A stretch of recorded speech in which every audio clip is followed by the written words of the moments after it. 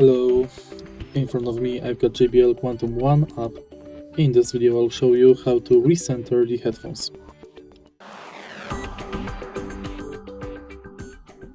As you can see right here, we've got the current position of our headphones and it moves alongside with our head.